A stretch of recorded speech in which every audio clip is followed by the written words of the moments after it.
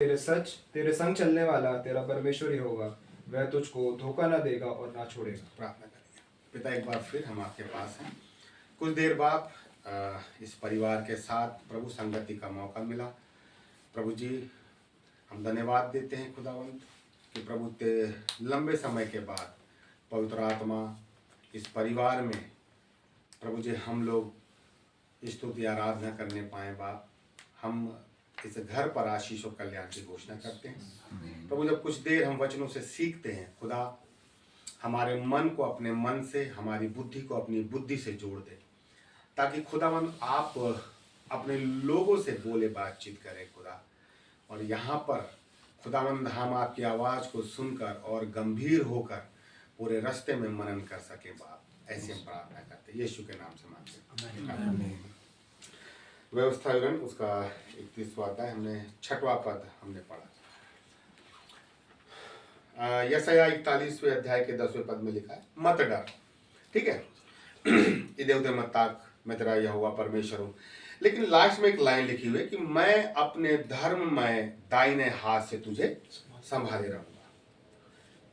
जीवन में एक जो चीज बड़ी आवश्यक है, जहां पर हम विश्वासी लोग मात खा जाते हैं, कि जब खुदा हमारे हाथ को पकड़ता है, हमने खुदा के हाथ को नहीं पकड़ा, है ना। जब खुदा हमारे हाथ को पकड़ता है तो पूरा का पूरा जो कंट्रोल होता है ना, वो खुदा के हाथ में होता है।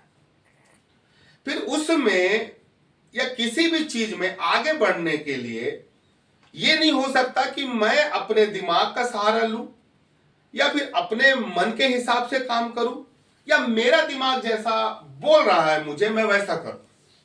लेकिन जब परमेश्वर ने मेरे हाथ को थामा हुआ है तो खुदा मुझे जहां लेके जाएगा, खुदा मुझे जिस डायरेक्शन में लेके जाएगा, खुदा ने जो उसके लिए सोच के मुझे मेरे लिए सोच के रखा हुआ है, खुदा फिर वैसा करेगा। अगर हम चाहते हैं कि खुदा हमारे जीवन में काम करे, तो उसके लिए मुझे अपना जीवन, मैं अपना हाथ नहीं दे रहा हूं, पूरा शरीर दे रहा हूं हाथ के बाहर। जब हम देखेगा, जब किसी बच्चे को लेकर अपन चलते हैं, बच्चा जब दाएं बाएं होता है तो हम उसके हाथ को ऐसा झटक देते हैं, ताकि बच्चा का ध्यान जो है हमारी तरफ आकर्षित हो जाए और फिर से बच्चा जो है हमारे साथ साथ। प्रभु की सबसे अच्छी विशेषता यह है कि परमेश्वर अपने लोगों को साथ साथ में लेके चलना चाहता है। वो ऐसा नहीं है कि भाई कि मैं पहुंच जाता हूं, तुम पीछे पीछे आओ। वो साथ में लेके चलने वाला है। लेकिन खुदा जब हमारे हाथ को पकड़ता है ना, तो फिर खुदा यह चाहता है कि फिर आप मत सोचो, फिर खुदा सोचेगा, खुदा करेगा और खुदा ही उस जगह तक लेके जाएगा जो उसने सोच के रखा है। दिक्कत यह होती है कि खुदा के दिमाग में रहता है कि हाँ, मैं यहां से दाएं निकलूंगा, बाएं निकलूंगा, इसके बाद मैं ऐसा होगा। खुदा ने जब इजरायली लोगों को निकाला ना, उसको मालूम था कि पीछे फिरौन की सेना आएगी, उसको मालूम था लाल समुद्र आएगा, लेकिन खुदा को यह भी मालूम था कि 2 भाग कर दूंगा। उस पूरे 40 साल के सफर में खुदा को मालूम था कि हाँ, मुझे इसे कहां कहां से लेके जाना है। लेकिन इजरायलियों को यह नहीं पता था कि खुदा किस रास्ते के द्वारा। जो हमारे जीवन में जो डर है ना, या संदेह है या संकोच है, या हम खुदा पे जो एक पूर्ण रीति से विश्वास नहीं करके चल पाते, रीजन यही है कि खुदा को मालूम है कि कहां लेके जाना है, पर मुझे यह नहीं मालूम कि खुदा मुझे कहां लेके जा रहा है। मालूम है कहां लेके जा रहा है कनान, पर किस रास्ते के थ्रू लेके जा रहा है ये नहीं पता। और यहीं पर क्या होता है, यहीं पर दिमाग में और विचारधारा में लड़ाई चालू हो जाती है। हमें लगता है कि यार खुदा वो लेके जा रहा है, अरे पानी नहीं है यहाँ पर, प्रभु यहाँ तो सांप बिच्छू आ गए हैं, प्रभु यहाँ तो खाने का कुछ नहीं है? लेकिन खुदा को मालूम है कि भाई मुझे कैसा क्या करना है। जब यदि मैं सोच रहा हूं तो मेरा खुदा क्या सोचेगा? खुदा ये बोल रहा है तू शांत रहे, मैं तेरे लिए सोच रहा हूं ना। लेकिन खुदा जब किसी व्यक्ति को हाथ पकड़ के लेके चलता है, समझ रहे, जब खुदा हाथ लेके चले ना, तो कभी खुदा का विरोध नहीं करना चाहिए। हम लोग क्या करते हैं ना, एक समय के बाद हमारा जो मन है बेचैन हो जाता है। इजराइलियों के जीवन में आप देख लेंगे, पूरी गलती केवल बेचैनी के चक्कर में हुई है। वो बेचैन होते थे, व्याकुल होते थे और खुदा के विरोध में बड़बड़ाते थे और परमेश्वर उनके विरोध में हो जाता था। अगर मेरा खुदा मेरा हाथ पकड़ा है तो फिर मुझे अपना पूर्ण भरोसा खुदा पे छोड़ना पड़ेगा। मुझे मालूम क्या चाहिए उस रास्ते में। अगर खुदा मेरा हाथ पकड़ा है तो मुझे क्या चाहिए? केवल धीरज। मुझे केवल धीरज चाहिए। धीरज इस बात के लिए कि हाँ, खुदा जहां जहां लेके जाएगा ना, वहां मेरे लिए बहुत अच्छा मार्ग है। खुदा ऐसा नहीं है कि केवल वो चिकन मटन या मन्ना बटेर तक खिलाना चाहता है। खुदा खिलाएगा, लेकिन खुदा उस पूरे रेगिस्तान में गवाहियों को पैदा करेगा। अगर लाल समुद्र है तो वो समस्या जरूर है, पर बहुत बड़ी गवाही उस लाल समुद्र के अंदर है। हमें क्या दिख रहा है? हमें केवल लाल समुद्र दिख रहा है। राहुल को क्या दिख रहा है? बहुत बड़ी समस्या दिख रही है। सुबह उठ रहा है, इधर जा रहा है, उधर जा रहा है, इधर जा रहा है, उधर जा रहा है, दिन भर बेचैनी में चल रहा है, दिन भर चिंताओं में चल रहा है। ऐसा लग रहा है यार बहुत बड़ा लाल समुद्र है। ठीक है, व्यक्ति सोचता है, लेकिन उसको इस सोच के अलावा यह सोच भी रखना है, क्योंकि हम विश्वासी हैं, हम मनुष्य में है, चिंताएं आती है, परेशानी आती है, बहुत सारी चीजें दिमाग में आती है, होना चाहिए, ठीक है। लेकिन विश्वासी होने के नाते यह भी सोचना है कि इन तमाम समस्याओं के बीच में खुदा एक बड़ी गवाही को ही पैदा करेगा, क्योंकि खुदा ने मेरे हाथ को पकड़ा हुआ है। लाल समुद्र के बीच से खुदा भी हमारे साथ हमको आगे बढ़ा रहा है। अब देखिए यहां पर जो मुख्य चीज है, क्या लिखा है? तू हियावबान और दृढ़ हो, उनसे ना डर और ना भयभीत हो, क्योंकि तेरे संग चलने वाला तेरा परमेश्वर। अब देखिए यहां पर क्या होता है कि यहोशू को अब उत्तरदायित्व मूसा का सौंपा जा रहा है, ठीक है ना। मूसा अब जो खत्म होने वाला है, और अब उसका जो भार है किस पे आ रहा है? यहोशू पे आने वाला है, ठीक है। लेकिन आप कल्पना करो, यहोशू डर रहा है, वो किसी को बता नहीं रहा है, लेकिन अंदर ही अंदर उसको डर है, और खुदा इस बात को जान गया है कि यहोशू डर रहा है, इसलिए खुदा यहोशू से बोल रहा है हियावबान, दृढ़ हो। कई ऐसी प्रार्थनाएं जो हम खुदा के सामने नहीं करते। व्यक्ति को बताना तो बहुत दूर की बात है, लेकिन अंदर ही अंदर हम घबराते हैं, बेचैन होते हैं कि अरे प्रभु कैसे होगा, क्या होगा, पता नहीं अब क्या। हम अंदर ही अंदर सोचते हैं, लेकिन खुदा हमारी अंदर की बेचैनी को सुनकर हमें आंसर भी देता है, दृढ़ हो जा, हियावबान। क्यों हियावबान? खुदा ये कह रहा है जब मैं तेरे साथ हूं, तेरे को डरने की क्या जरूरत है? लेकिन हमारा कॉन्सेप्ट क्या होता है ना, हम उल्टे कॉन्सेप्ट में चलते हैं। खुदा साथ में है, धनाढ्य भी है, सारी सुविधाएं भी हैं, लेकिन फिर भी डर है। हम बहुत डरते हैं साहब। क्यों राहुल? बहुत डरते हैं हम लोग। लेकिन यिर्मयाह पहले अध्याय में परमेश्वर यिर्मयाह को मालूम क्या बोलता है? अगर तू डरेगा तो मैं तुझे और डराऊंगा। तो यहां तो ये होना चाहिए कि प्रभु मैं डर रहा हूं, आप मुझे सहारा दो, गले लगाओ, हाथ पकड़ो, मैं डर रहा हूं और मुझे डराओगे? ऐसा होता है क्या? यिर्मयाह पहले अध्याय में लिखा हुआ है कि तू डरेगा तो तुझे मैं। खुदा क्यों बोल रहा है कि जब मैं तेरे साथ हूं, तेरे को डरने की जरूरत नहीं है। जब खुदा ने हाथ पकड़ा है ना साहब, समझ रहे? अगर खुदा ने हाथ पकड़ा है तो सिंहों के मान में भी जाएंगे ना, तो भाई वहां से सुरक्षित खुदा हमें लौटा के लाएगा। आग के भट्टे में भी जाएंगे ना, तो वहां से गवाहियों के साथ लौटा के लाएगा। मैं उसमें ऐसा देखो, मतलब अपन तो बहुत छोटे स्तर से सोचते। जब दानियल के तीनों दोस्त आग के भट्टे में डाल दिए गए होंगे, ठीक है, तो जो पूरे यहूदी लोग थे, यहूदी लोग क्या सोच रहे होंगे? अरे भाई अब तो ये गए, मर गए। और ये लोग सोच रहे होंगे जो आग के भट्टे के बाहर थे, वो क्या सोच रहे होंगे? वो ये सोच रहे होंगे भाई अच्छा हुआ कि हमने मूर्ति के सामने दंडवत कर लिए भैया, नहीं तो हम आग के भट्टे में हम डाल दिया जाते। यही सोच रहे होंगे ना। लेकिन जो तीनों अंदर है, अब वो जब तीनों जब बाहर निकले होंगे तो वो तो गवाही का कारण है ही है, लेकिन जो आग के भट्टे के बाहर थे उनका विश्वास कितना बढ़ गया होगा। उनको लगा होगा अरे यार हमने कितनी बड़ी गलती कर दी। खुदा आग के भट्टे में लेके जाता है ताकि जो आग के भट्टे के बाहर है ना, उनके जीवन में खुदा काम करता है। अब जो आग के भट्टे में नहीं जाएगा तो आग के भट्टे के जो बाहर है उनको खुदा कैसे खींच के लाएगा? लेकिन दिक्कत है, आग के भट्टे में जाना कौन चाहता है? तपना कौन चाहता है खुदा में? ये घुटने तोड़ना कौन चाहता है घंटों खुदा में? सिंपल सी बात है, जो खुदा में तपेगा, जो खुदा में मजबूत बनेगा, जिसने जीवन के विषम परिस्थितियों में उसने आग का सामना किया है, आत्मिक रीति से उसने संघर्ष किया है, जो जिसको खुदा ने ऐसा तैयार किया है, भाई वही तो दूसरों को तैयार कर सकेगा ना। खुदा ये कह रहा है, मैं तपाना चाहता हूं मजबूत बनाना चाहता हूं।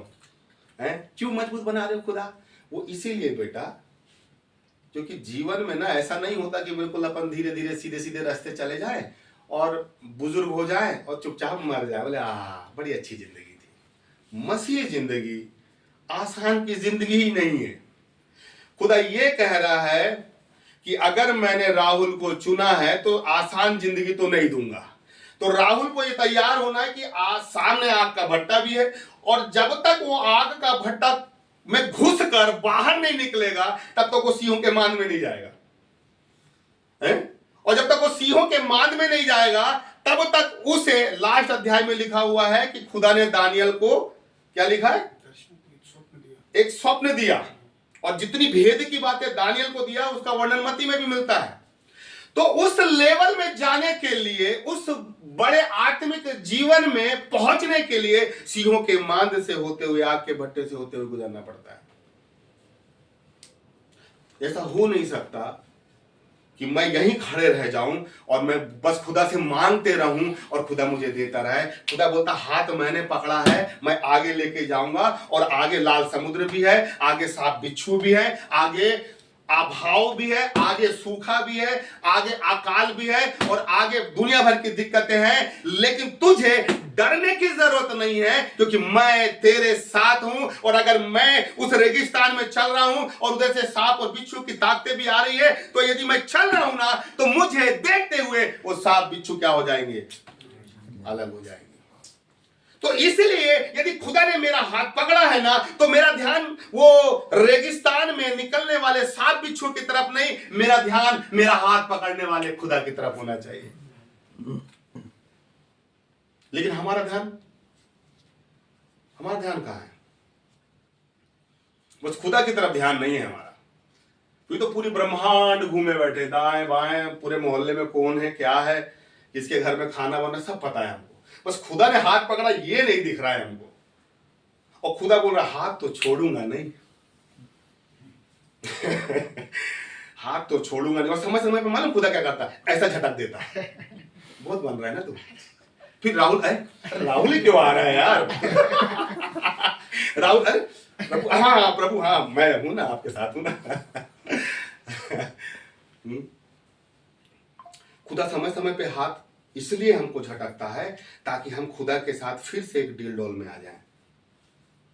खुदा चाह रहा है कि वो हमें जीवन के उस उत्तम से उत्तम, बेहतरीन उन पदों में, उन सम्मानों में, उन बेहतरीन चीजों में लेके चलना चाहता है। मैं आपको बताऊं, खुदा ने हाथ पकड़ा है ना, मेरी माँ ने मुझे 5वीं क्लास में क्या बोल के रखी थी, तुझे इंजीनियर बनना है। 5वीं क्लास से इंजीनियर, क्योंकि मेरे मामा जो है IAS ऑफिसर है, तो वही था।